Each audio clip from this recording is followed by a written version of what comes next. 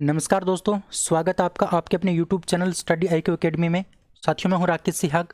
आज हम बात करने वाले हैं 4 जनवरी के करंट अफेयर के बारे में। जैसा कि मैंने आपको कल करवाया था उसी प्रकार से आज वीडियो करवाने वाला हूं। बड़ा इंपॉर्टेंट वीडियो होगा आपके हर प्रकार के एग्जाम की दृष्टि से। साथ थोड़ा सा आप वीडियो को शेयर कर दिया करो, है ना। आपके लिए सीरीज स्टार्ट की है तो आपसे उम्मीद कर सकता हूँ कि आप शेयर करेंगे इस वीडियो को और सहयोग करेंगे इस क्लास का, जिससे कि आपको रेगुलर ये क्लास मिलते रहे। अगर आप चैनल पर पहली बार जुड़े हैं तो चैनल को आप सब्सक्राइब कर लेंगे और बेल आइकन को प्रेस कर लेंगे, जिससे कि आपको वीडियो का नोटिफिकेशन मिलता रहे।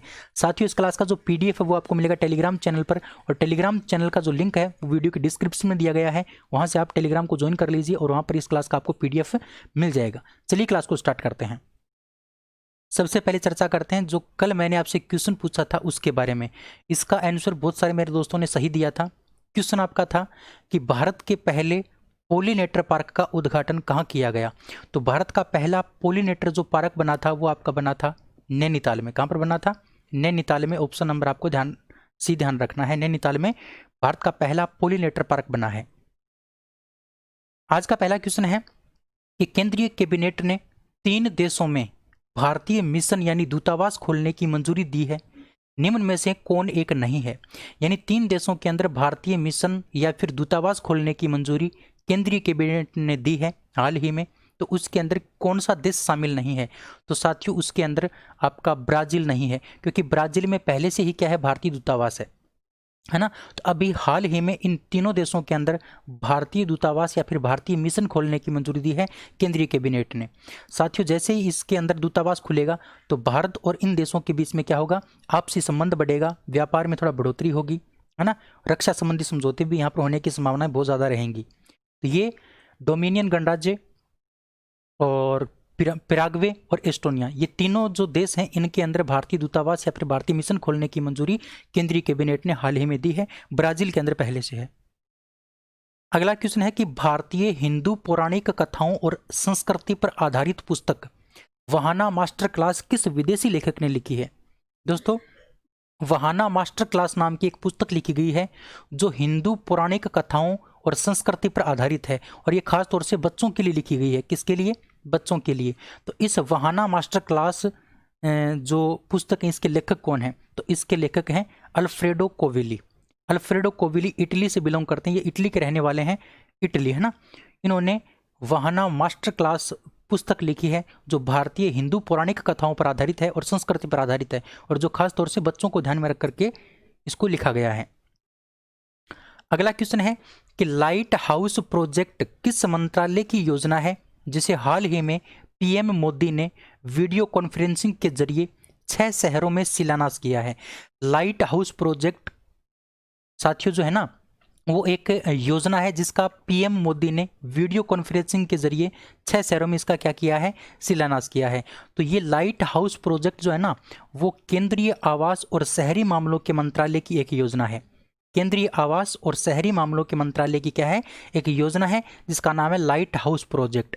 इस प्रोजेक्ट के तहत साथियों 12,000 नए घरों का निर्माण किया जाएगा। नए घरों का निर्माण 12,000 का किया जाएगा लाइट हाउस प्रोजेक्ट के तहत। कितने शहरों में? 6 शहरों में।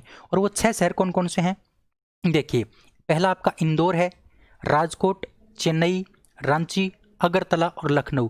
ये 6 शहर ऐसे हैं जिनके अंदर लाइट हाउस प्रोजेक्ट के का शिलान्यास किया गया है PM मोदी के द्वारा। और यह योजना कौन से मंत्रालय की है? केंद्रीय आवास और शहरी मामलों के मंत्रालय की। अच्छा, केंद्रीय आवास और शहरी मामलों के मंत्री कौन है? तो आपको ध्यान रखना है, हरदीप सिंह पुरी। हरदीप सिंह पुरी के पास में कौन सा मंत्रालय है? केंद्रीय आवास और शहरी मामलों का मंत्रालय। जब बात अगर हरदीप सिंह पुरी की आई है तो इसके बारे में आपको 2 बातें ध्यान रखनी है। एक बात आपको ध्यान रखनी है, ई संपदा। ई संपदा नाम का जो पोर्टल है वो किसने लॉन्च किया था? हरदीप सिंह पुरी ने लॉन्च किया था। इसी प्रकार से ई धरती जियो पोर्टल, ई धरती जियो पोर्टल भी किसने लॉन्च किया था? हरदीप सिंह पुरी ने ही लॉन्च किया था। अच्छा, इलेक्ट्रॉनिक्स और सूचना प्रौद्योगिकी मंत्रालय किसके पास है? तो साथियों ध्यान रखना, रविशंकर प्रसाद के पास में कौन सा मंत्रालय है? इलेक्ट्रॉनिक एवं सूचना प्रौद्योगिकी मंत्रालय। रविशंकर के पास में कानून मंत्रालय भी है, इनके पास कानून मंत्रालय भी है और इनके पास संचार मंत्रालय भी है। इसी प्रकार से सड़क परिवहन एवं राजमार्ग मंत्री कौन है? तो ध्यान रखना, नितिन सिंह गडकरी।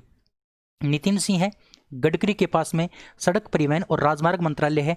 इसके साथ साथ नितिन गडकरी के पास MSME मंत्रालय भी इन्हीं के पास है। अच्छा, विज्ञान एवं प्रौद्योगिकी मंत्रालय किसके पास है? तो डॉक्टर हर्षवर्धन के पास। किसके पास है? डॉक्टर हर्षवर्धन के पास। डॉक्टर हर्षवर्धन के पास में एक मंत्रालय और है, चिकित्सा एवं परिवार कल्याण मंत्रालय। चिकित्सा एवं परिवार कल्याण मंत्रालय भी किसके पास है? हर्षवर्धन के पास। इनके पास भू विज्ञान मंत्रालय भी है। कौन सा मंत्रालय? भू विज्ञान मंत्रालय। ये सारी बातें आपको इस क्वेश्चन के बारे में ध्यान रखनी है। अगला क्वेश्चन है कि दादा साहेब फाल्के दक्षिण अवार्ड 2020 में सर्वश्रेष्ठ अभिनेता का पुरस्कार किसने जीता? अच्छा, यहाँ पर दक्षिण नाम क्यों आया है? क्योंकि साथियों ये जो दादा साहेब फाल्के दक्षिण अवार्ड है, ये दक्षिणी सिनेमा के लिए दिया गया है ना। वैसे दादा साहेब फाल्के अवार्ड जो है ना, वो सिनेमा के क्षेत्र का सबसे बड़ा पुरस्कार है, दादा साहेब फाल्के अवार्ड, जो आपका दिया जाता है सिनेमा के क्षेत्र में। लेकिन ये दो तरीके से दिया जाता है, एक तो दक्षिणी फिल्मों के लिए, यानी दक्षिण साइड की जो फिल्में है ना उनके लिए, और एक सभी प्रकार की फिल्मों के लिए। तो दादा साहेब फाल्के दक्षिण अवार्ड 2020 में सर्वश्रेष्ठ अभिनेता का जो पुरस्कार मिला है वो नवीन पोलिसेट्टी को मिला है। किसको मिला है? नवीन पोलिसेट्टी को मिला है। ऑप्शन नंबर ए आपका बिल्कुल क्या होगा? Correct answer. अब इसके कुछ अन्य विजेता भी हैं, उनके बारे में बात कर लेते हैं। देखिए, अन्य विजेता में सर्वश्रेष्ठ अभिनेत्री के बारे में आपको ध्यान रखना है। सर्वश्रेष्ठ अभिनेत्री का जो अवार्ड मिला है वो मिला है रश्मिका मंदाना को। रश्मिका मंदाना को मिला है सर्वश्रेष्ठ अभिनेत्री का अवार्ड। कौन सी फिल्म के लिए? डियर कॉमरेड फिल्म के लिए। सर्वश्रेष्ठ फिल्म का जो अवार्ड मिला है वो मिला है जर्सी फिल्म को, जिसके डायरेक्टर कौन है? गौतम चिन्नानुरी। सर्वश्रेष्ठ निर्देशक का जो अवार्ड मिला है वो मिला है सुजीत को। और सुजीत कौन सी फिल्म के लिए? साहो फिल्म के लिए। ठीक है। इसी प्रकार से मोस्ट वर्सेटाइल एक्टर का अवार्ड किसको मिला? मोस्ट वर्सेटाइल एक्टर का जो अवार्ड मिला वो नागार्जुन अक्किनेनी को मिला। नागार्जुन अक्किनेनी को मोस्ट वर्सेटाइल एक्टर का पुरस्कार मिला। ठीक है। तो ये तो इस दक्षिण अवार्ड की बात मैंने आपको बता दी। अब बात है कि 2019 का दादा साहेब फाल्के अवार्ड किसको मिला था? तो अमिताभ बच्चन को मिला था। कहने का मतलब दादा साहेब फाल्के पुरस्कार के 2019 के रिसेंट जो विजेता वो कौन है? अमिताभ बच्चन है। इनको कौन सा मिला था? 50वां, है ना, ये 50वां मिला था। ये बात आपको ध्यान रखनी है। और ये सिनेमा के क्षेत्र का सबसे प्रतिष्ठित अवार्ड है, दादा साहेब फाल्के अवार्ड 2019। अच्छा, 2020 के अवार्ड की अभी घोषणा नहीं हुई है। हाँ, दक्षिण अवार्ड की घोषणा जरूर हो चुकी है, लेकिन दादा साहेब फाल्के अवार्ड 2020 की घोषणा अभी तक नहीं हुई है। वो मैं आपको आगे बता दूंगा कभी। अगला क्वेश्चन है कि भारत सरकार की हालिया घोषणा के अनुसार पहले चरण में कितने करोड़ लोगों को कोविड-19 का टीका लगाया जाएगा? भारत सरकार ने एक घोषणा की है जिसके अनुसार अलग अलग चरणों में कोविड-19 का टीका लगाया जाएगा। उसमें उसके पहले चरण में, फर्स्ट चरण में कितने करोड़ लोगों को ये टीका लगाया जाएगा? तो पहले चरण में लगाया जाएगा 30 करोड़ लोगों को। 30 करोड़ लोगों को पहले चरण में टीका लगाया जाएगा। और 50 वर्ष की उम्र की जो अधिक उम्र के व्यक्ति हैं ना, उनको ही लगाया जाएगा, और जो ज़्यादा सीरियस हैं उनको ये टीका लगाया जाएगा। एक आपको बात ध्यान रखनी है, भारत में कोविडशील्ड टीके का निर्माण हो रहा है, जिसके निर्माणकर्ता कौन है? सीरम इंस्टीट्यूट जो पुणे में पड़ती है, ऑक्सफोर्ड यूनिवर्सिटी और एस्ट्राजेनेका, ये तीनों मिलकर के कोविडशील्ड नाम के एक टीके का निर्माण कर रही हैं, कोविडशील्ड, है ना। इसी प्रकार से भारत की स्वदेशी वैक्सीन जिसका नाम है कोवैक्सीन, ये भारत की एकमात्र वैक्सीन है, ध्यान रखना। भारत की स्वदेशी वैक्सीन कोवैक्सीन जो टीका है उसका निर्माण कौन कर रहा है? भारत बायोटेक कर रहा है। कौन कर रहा है? भारत बायोटेक। अच्छा, रूस का एक स्पुतनिक 5 नाम का टीका है जो रूस का है। इस रूस के स्पुतनिक 5 टीके का निर्माण जो कर रहा है वो कौन कर रहा है? हेटेरो बायोफार्मा, जो कहाँ पर पड़ता है? हैदराबाद में पड़ता है, हेटेरो बायोफार्मा। और हैदराबाद कौन सी नदी के किनारे है? तो मूसी नदी के किनारे है। ये बात भी आप ध्यान रखोगे। ठीक है। चलिए, अगला क्वेश्चन है कि हाल ही में सुर्खियों में रहा ड्राई रन क्या है? ड्राई रन हाल ही में बहुत ज़्यादा सुर्खियों में रहा है, तो इसका मतलब क्या है? ड्राई रन है क्या? तो साथियों, ड्राई रन एक प्रकार का टीकाकरण की तैयारियों और परीक्षण के लिए एक प्रकार का मॉक ड्रिल है। जिस प्रकार से आप मॉक टेस्ट देते हो, उसी प्रकार से एक टीकाकरण की तैयारियों और परीक्षण के लिए एक मॉक ड्रिल किया गया, जिसका नाम क्या रखा गया? ड्राई रन नाम रखा गया। अच्छा, इस ड्राई रन के तहत क्या होगा? इस ड्राई रन में क्या हुआ था? जितने भी आपके यूनियन टेरिटरी यानी केंद्र शासित प्रदेश हैं और जितने भी आपके राज्य हैं, उनके अंदर मॉक ड्रिल किया गया था टीकाकरण की तैयारियों को लेकर के, है है ना। तो ये इसका नाम रखा गया ड्राई रन। जो आपको ध्यान रखना, ऑप्शन नंबर ए आपका क्या हो जाएगा, बिल्कुल करेक्ट आंसर हो जाएगा। बड़ा इंपॉर्टेंट है, आपके एग्जाम की दृष्टि से इंपॉर्टेंट है। अगला क्वेश्चन है कि हाल ही में भारतीय सेना द्वारा गठित मानवाधिकार सेल के पहले प्रमुख कौन बने हैं। साथियों, भारतीय सेना ने, इंडियन आर्मी ने एक मानवाधिकार सेल का गठन किया है। इस मानवाधिकार सेल के पहले प्रमुख कौन बने हैं, तो इसके पहले प्रमुख बने हैं गौतम चौहान। कौन बने हैं, गौतम चौहान। अच्छा, भारतीय सेना ने इस मानवाधिकार सेल का गठन किया क्यों है। साथियों, जो आपके अशांति जो क्षेत्र हैं, अशांति क्षेत्र जैसे जम्मू कश्मीर हो गया, नागालैंड हो गया, अरुणाचल प्रदेश हो गया, ये जो क्षेत्र हैं, यानी जो अशांति जो क्षेत्र हैं, अशांत जो क्षेत्र हैं, उनके अंदर अपने काम में पारदर्शिता लाने के लिए इस मानवाधिकार सेल का गठन किया गया है भारतीय सेना के द्वारा। और इसके पहले प्रमुख कौन बने हैं, गौतम चौहान बने हैं। यहाँ पर बात हम इंडियन आर्मी की करते हैं। इंडियन आर्मी की स्थापना 1 अप्रैल 1995 में की गई थी। इसका हेडक्वार्टर नई दिल्ली के अंदर है और इसके चीफ हैं मनोज मुकुंद नरवाणे। मनोज मुकुंद नरवाणे साथियों अभी UAE और सऊदी अरब की यात्रा पर गए थे, जो आपके लिए इंपॉर्टेंट है। इसके साथ साथ नेपाल की यात्रा पर गए थे, वो भी इंपॉर्टेंट है। इसके साथ साथ दक्षिणी कोरिया में अभी हाल ही में गए हैं, है ना, ये भी इंपॉर्टेंट है। और म्यांमार के दौरे पर भी गए थे, ये भी इंपॉर्टेंट है। इंपॉर्टेंट क्यों है साथियों, क्योंकि अभी तक कोई भी जो आपका मतलब चीफ है वो आज तक किसी दौरे पर नहीं गया है ना। ये पहला मौका है जब कोई चीफ किसी देश के दौरे पर गया है। अच्छा, वाइस चीफ कौन है, तो सतिंद्र कुमार सैनी। और ये जो मानवाधिकार सेल का जो प्रमुख होगा वो किसके अधीन काम करेगा, वो वाइस चीफ के अधीन काम करेगा। और वाइस चीफ कौन है, सतिंद्र कुमार सैनी। अच्छा, उप प्रमुख का जो गठन है वो भी पहली बार किया गया है। अब उप प्रमुख का जो पद है रणनीति के लिए, वो भारतीय सेना में पहली बार गठित किया गया है। और पहले उप प्रमुख कौन बने हैं, तो ध्यान रखना परमजीत सिंह पहले उप प्रमुख बने हैं। पहले CDS कौन है, तो पहले CDS का नाम है बिपिन रावत। और CDS का क्या काम होता है, जो भी हमारी तीनों सेनाएं हैं, एयरफोर्स, नेवी और आर्मी, इन तीनों के बीच में तालमेल बिठाना इस CDS का काम होता है। और पहले CDS कौन बने हैं, बिपिन रावत बने हैं। इंडियन आर्मी की टैगलाइन क्या है, इंडियन आर्मी की टैगलाइन है service before self. Service before self tagline है इंडियन आर्मी की।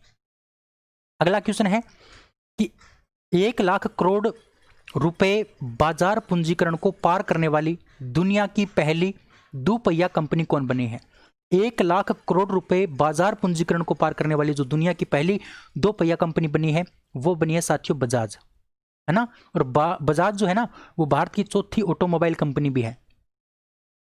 तो ध्यान रखना, बजाज जो है वो 1 लाख करोड़ रुपए बाजार पूंजीकरण को पार करने वाली दुनिया की पहली दोपहिया कंपनी बनी है। अगर हम बात करें सबसे बड़ी ऑटोमोबाइल कंपनी की, तो सबसे बड़ी जो ऑटोमोबाइल कंपनी है उसका नाम है सुजुकी। इसका जो बाजार पूंजीकरण है वो लगभग 2,25,000 करोड़ रुपए इसका बाजार पूंजीकरण है। ये दुनिया की सबसे बड़ी ऑटोमोबाइल कंपनी है, ठीक है। और दोपहिया की अगर बात करते हैं तो दोपहिया में 1 लाख करोड़ रुपए पार करने वाली जो दुनिया की सबसे बड़ी दोपहिया कंपनी बनी है वो बनी है आपकी बजाज। अब अगर हम बजाज की बात करते हैं तो बजाज की स्थापना 1945 में की गई थी। इसका हेडक्वार्टर पुणे के अंदर है। इसके चेयरमैन का नाम है राहुल बजाज और इसके प्रबंध निदेशक यानी MD का क्या नाम है, तो ध्यान रखना राजीव बजाज। अगला क्वेश्चन है 2 जनवरी 2020 को भारत के किस पूर्व गृह मंत्री का 86 साल की उम्र में निधन हो गया। साथियों ध्यान रखना, 2 जनवरी 2020 को भारत के किस पूर्व गृह मंत्री का 86 साल की उम्र में निधन हो गया, तो उनका नाम था बूटा सिंह। बूटा सिंह का जो 86 साल की उम्र के थे, इनका 2 जनवरी 2020 को निधन हो गया और ये भारत के पूर्व गृह मंत्री भी रह चुके हैं। साथियों, जब राजीव गांधी की सरकार थी, राजीव गांधी जब प्रधानमंत्री थे भारत के, है ना, राजीव गांधी कौन, राजीव गांधी कब 1986 से लेकर 1989 तक, 1986 से लेकर 1989 तक जो प्रधानमंत्री थे, उसके शासनकाल में बूटा सिंह क्या रहे थे, गृह मंत्री रहे थे। इसके साथ साथ दोस्तों 2004 से लेकर 2006 तक, 2004 से लेकर 2006 तक बिहार के राज्यपाल भी ये रह चुके हैं। बिहार के राज्यपाल भी ये रह चुके हैं, ध्यान रखना बूटा सिंह है। अगला क्वेश्चन है कि किस भारतीय को हाल ही में ब्रिटिश साम्राज्य के दूसरे सबसे उत्कृष्ट सम्मान OBE अधिकारी से सम्मानित किया गया है। उस भारतीय का नाम आपको बताना है जिसको हाल ही में ब्रिटिश साम्राज्य के दूसरे सबसे उत्कृष्ट सम्मान जिसका नाम है OBE अधिकारी, OBE अधिकारी सम्मान से सम्मानित किया गया है, तो उनका नाम है साथियों डॉक्टर रघुराम पिल्लरी शेट्टी। डॉक्टर रघुराम पिल्लरी शेट्टी जो हैं, इनको ब्रिटिश साम्राज्य के दूसरे सबसे उत्कृष्ट सम्मान OBE अधिकारी के सम्मान से सम्मानित किया गया है। अच्छा, किसने दिया है ये सम्मान? तो ध्यान रखना, महारानी जो एलिजाबेथ हैं, एलिजाबेथ सेकंड हैं जो महारानी हैं, उन्होंने ये अवार्ड दिया है। और एलिजाबेथ ने एक अवार्ड और दिया था, नाइटहुड की उपाधि से सम्मानित किया हाल ही में। किसको साथियों? आपको पता होना चाहिए, लुइस हैमिल्टन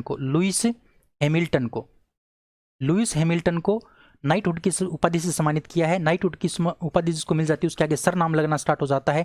1915 में रविंद्रनाथ टैगोर को भी नाइटहुड की उपाधि दी गई थी, लेकिन 1919 में जलियांवाला बाग हत्याकांड के बाद रविंद्रनाथ टैगोर ने नाइटहुड की उपाधि को वापस लौटा दिया था। ये बातें आपको ध्यान रखनी है इस क्वेश्चन के बारे में। उम्मीद कर सकता हूँ क्वेश्चन आपको समझ में आया होगा। साथियों, आज के इस वीडियो में हम इतना ही करेंगे।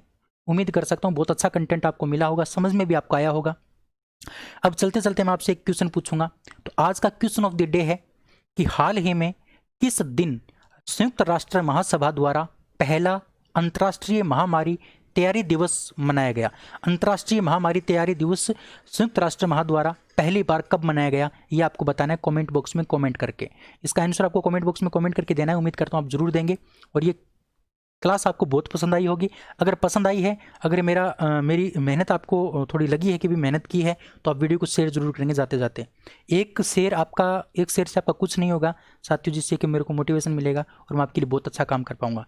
चलिए साथियों, आज की इस वीडियो में इतना ही। अगले वीडियो में फिर मिलेंगे, तब तक के लिए जय हिंद, जय Bharat. Thank you, bye bye.